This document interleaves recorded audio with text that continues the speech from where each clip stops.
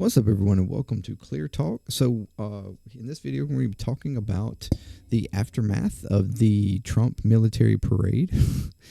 um, and we have initial assessments of damage and stuff potentially that it created after the fact. Which, spoiler, I mean, it doesn't look too bad.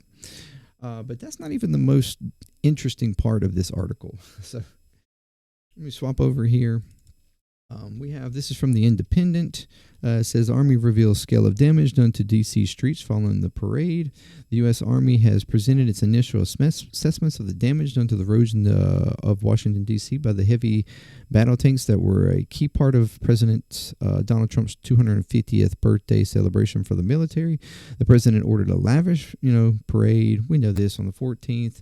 Which happened to be Trump's birthday. In advance of the event, city officials have had expressed concern that the tank participating could place undue strain on the Washington streets, potentially requiring millions of dollars in maintenance work to repair.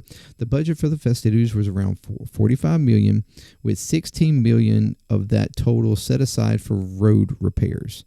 Organizers moved in advance to place thick metal plates up to 20 feet in length at turning points along the route to ease the pressure at a cost of $3 million. So that was already kind of on set there. Speaking in advance of the event, D.C. Mayor Bowser says she was concerned about the potential scope of damage. These are, for the most part, local streets, and if they're rendered unusable, we have to make them usable. Probably we would fix it and then go seek our money from the Fed. Then gives me some concern about fronting costs and waiting for them to get back. Happily, however, the Army has concluded that the damage to the capital's highways and byways was minimal. A tank ran over a curve, and that curve got broken or crushed, spokesman Steve Warren said. So we will be fixing that, but right now that's the only damage that we've identified. He added that a subterranean assessment of the road is still ongoing to check whether the parade damaged underground cables or other infrastructure. D.C. Department of Transportation spokesman German Vigil said a visual survey of the city roads had revealed no apparent issues. So that's all good.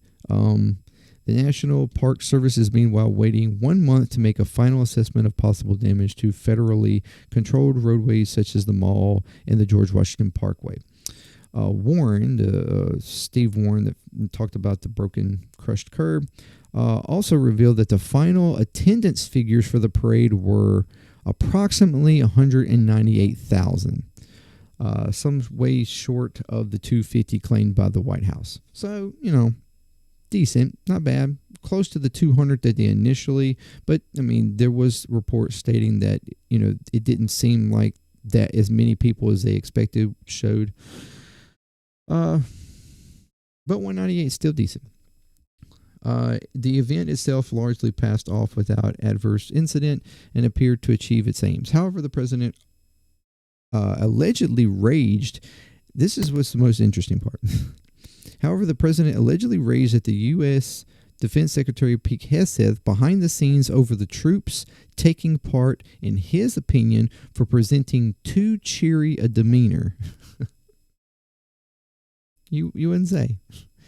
He's pissed off at the soldiers, Trump biographer Michael Wolff claimed on the Daily Beast podcast in its aftermath. He accused them of hamming it up, and by that he seems to mean that they were having a good time, that they were waving, that they were enjoying themselves and showing a convivial face, which is like a happy face, enjoyable face, a friendly face, rather than a military face. I mean, there were a lot of talks about that they were not really presenting, in an orderly fashion like you would expect a military. And the question there is to whether or not that was because of lack of discipline or whether they did that on purpose so that it didn't come off as this powerful military presentation, because, and you could understand that, especially since there were so many people that were worried about that it would come off too political, that would come off too strong. And you could have had sort of an agreement amongst a lot of them that, look, everybody needs to know that we're here friendly. We're not trying to, we're not trying to look like we are taking over the streets. And so that could have been a part of that. And them decidedly not trying to look military, But that's not what Trump wanted. Trump wanted it to look like big time military showing, like you would have seen, in other places and have seen in other places. We discussed that. Like I said, the reasoning behind that is questionable. You just don't really know.